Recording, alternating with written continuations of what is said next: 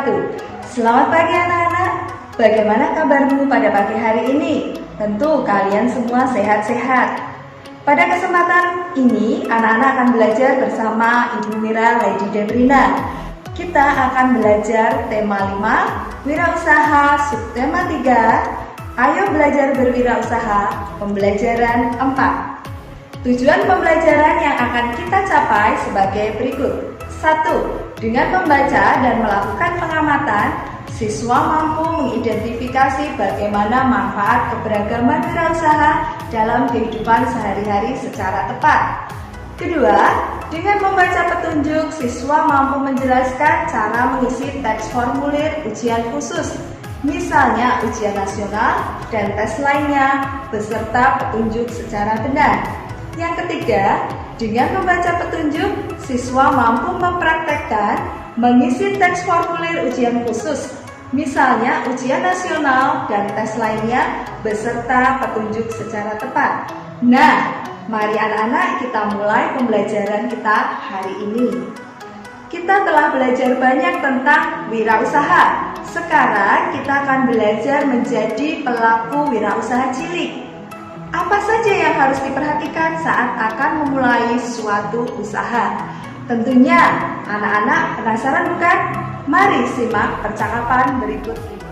Suatu sore, Udin dan teman-temannya berkesempatan bertemu dengan Pak Gino.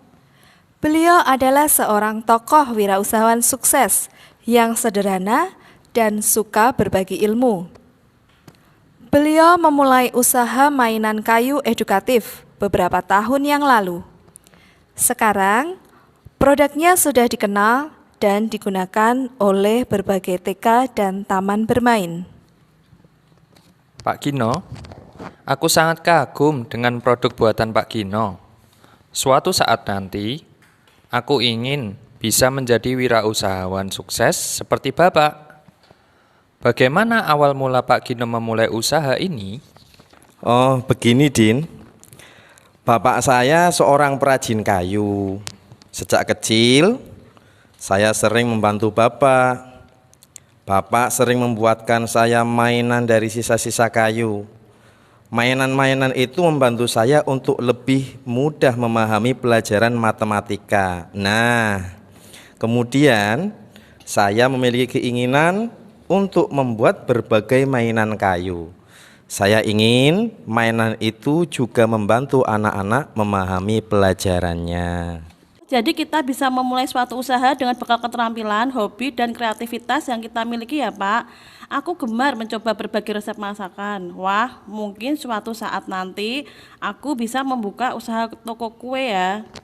Nah, dari percakapan Udin dan teman-temannya, mari kita gali informasi teks yang telah kalian simak.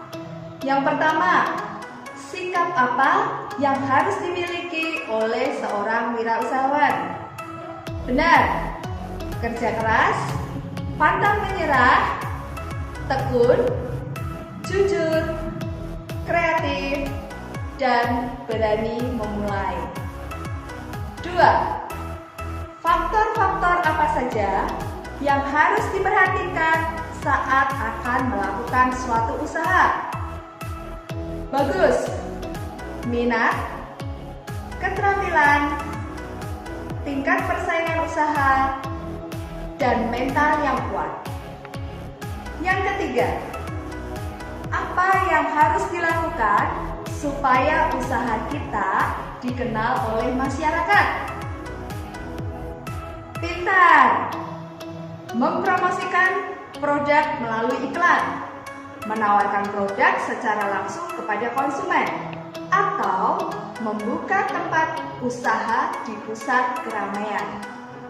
Yang keempat, apa manfaat wirausaha yang dijalankan oleh Pak Gino bagi masyarakat? Bagus, produk dari usaha Pak Gino dapat membantu anak-anak dalam memahami pelajaran. Yang kelima, jika kamu adalah Pak Gino, bagaimana kamu melaksanakan tanggung jawabmu sebagai seorang wirausahawan? Bagus sekali. 8. dengan selalu menjaga kualitas pelayanan dan produk yang dihasilkan. Dan yang keenam, jika di sekitar tempat usahamu ada pengusaha lain yang membuka usaha yang serupa, bagaimana sikapmu? Bagus. Berani bersaing dengan sehat, yaitu dengan meningkatkan kualitas produk saya dan selalu melakukan inovasi untuk mempertahankan pelanggan. Anak-anak, tahukah kamu, sebagian besar dari materi yang telah kita pelajari terdapat dalam ujian sekolah atau madrasah. Apakah kamu sudah mempersiapkan diri untuk mengikuti ujian sekolah atau madrasah? Apakah kamu tahu cara mengisi formulir ujian sekolah atau madrasah? Perhatikan contoh formulir ujian sekolah atau madrasah berikut ini. Apa persamaan dan perbedaan formulir tersebut dengan formulir yang telah kamu pelajari sebelumnya? Ini dia persamaan dan perbedaannya. Persamaannya: 1. Keduanya harus diisi dengan data diri. Yang kedua, keduanya harus dicantumi tanda tangan. Dan perbedaannya: 1. Formulir lembar jawaban harus diisi dengan pensil 2B, sedangkan formulir biasa diisi dengan pulpen atau alat tulis lainnya. Yang kedua, pada formulir lembar jawaban kita perlu menuliskan huruf dan menyilang huruf yang ditulis, sedangkan formulir biasanya hanya perlu menuliskan hurufnya saja. Yang ketiga, formulir lembar jawaban digunakan khusus untuk menuliskan jawaban ujian, sedangkan formulir biasa digunakan untuk berbagai keperluan.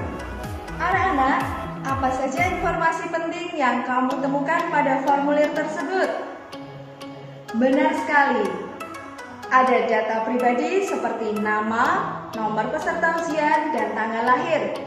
Berikutnya ada data mata pelajaran yang diujikan, tanggal ujian, dan tanda tangan. Apakah kamu tahu bagaimana cara mengisi formulir tersebut? Ini dia jawabannya.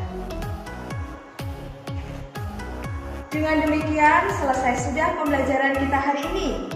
Semoga anak-anak semua selalu diberi kesehatan oleh Tuhan Yang Maha Esa dan semangat belajar yang tiada habisnya.